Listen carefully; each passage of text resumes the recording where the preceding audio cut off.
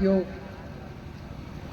आचार्य जी ने हरियाणा से पढ़ करके ये गुरुकुल चलाया और गुरुकुल का क्या महत्व होता है। जब आप इतिहास देखेंगे, एक बार अंग्रेजों की संसद में एक बात कही गई कि इन लोगों को आप शरीर से तो गुलाम बना सकते हो, पर मानसिक रूप से इन्हें गुलाम नहीं बनाया जा सकता। एक पत्र पेश किया जाता है लॉर्ड मैकाले के द्वारा और वो कहता है मैंने पूरे भारत का भ्रमण किया है, यहाँ कोई चोर नहीं है,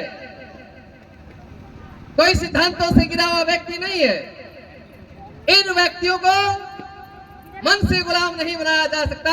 जब पूछा गया कि मन से गुलाम क्यों नहीं बनाया जा सकता, तो उसका कारण था कि इनकी एक प्राचीन और अनुभवी गुरुकुलीय शिक्षा पद्धति है, उनकी रीढ़ की हड्डी है। जब तक आप उसे नहीं तोड़ोगे तब तक इन्हें गुलाम पूर्ण रूप से नहीं बनाया जा सकता। तो इस राष्ट्र की रीढ़ की हड्डी मजबूत हो, उसके लिए आचार्य जी ने एक गुरुकुल का प्रारंभ किया। गुरुकुल में हमारे महापुरुष, चाहे श्री राम जी की बात करें, चाहे श्री कृष्ण जी की बात करें, वो गुरुकुलों से तप कर ही तैयार हुए थे। आचार्य जी गुरुकुल कालवा में पढ़े और गुरुकुल में जब पढ़ने के लिए आता है, आपको लगता होगा एक आईएएस बनने के लिए बहुत मेहनत होती है, एक आईपीएस बनने के लिए बहुत मेहनत होती है। कभी आपने गुरुकुल वालों का जीवन नहीं सुना है। जब गुरुकुल में कर्मचारी पढ़ने के लिए आता है तो उसे आचार्य बताता है कि दुनिया के सुख छोड़ दे, अपना समझे मरण, हो चूपू निस्दिन करेगा तब आएगी वह आकर। कि दुनिया के सुख छोड़ दे, कौन सी पार्टी, कौन सा मोबाइल, कहां इंस्टा, कहां फेसबुक, कहां यूट्यूब, कहते और अपना मरण समझ ले, कौन मेरी माँ, कौन मेरा पिता, कौन मेरा भाई, कौन मेरा दादा।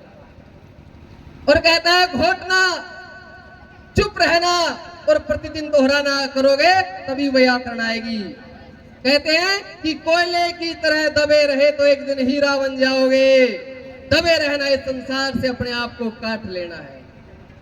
इतने तप के बाद एक आचार्य गुरुकुल में तैयार होता है। लोग कहते हैं हम कभी पार्टियों में नहीं गए, हमें घर में गए हुए 6-6 महीने हो जाते हैं, 1-1 साल हो जाता है। कभी किसी गुरुकुल के आचार्य से पूछना, घर में विवाह हुए, विवाहों में नहीं गए, घर में मृत्यु हुई, मृत्युओं में नहीं गए, विद्या में लगे रहे। आचार्य भीमदेव जी 10 साल विद्या अध्ययन में लगाए, पर 10 साल तक घर नहीं गए। 10 साल बाद मेरा आचार्य जी के साथ जाना हुआ। मध्य प्रदेश ही आचार्य जी का जन्म स्थान मध्य प्रदेश में ही है। मुझे वो घटना आज भी ज्यों की त्यों याद है। 10 वर्ष बाद मैं आचार्य जी हम जाते हैं। जब आचार्य जी की विद्या पूरी हो गई, पढ़ाई पूरी हो गई, उसके बाद हम घर वालों से मिलने के लिए जाते हैं।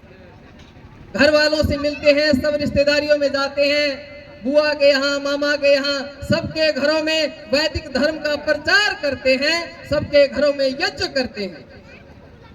और जब अंतिम समय घर से चलने का आया, फिर गुरुकुल में आना था। अंतिम समय घर से चलने का आया, 10 साल बाद बेटा घर आया था, आज 10 साल बाद आकर के फिर वापस जा रहा है। तो माताएं अपने पुत्र को आशीर्वाद देते समय रोने लगती।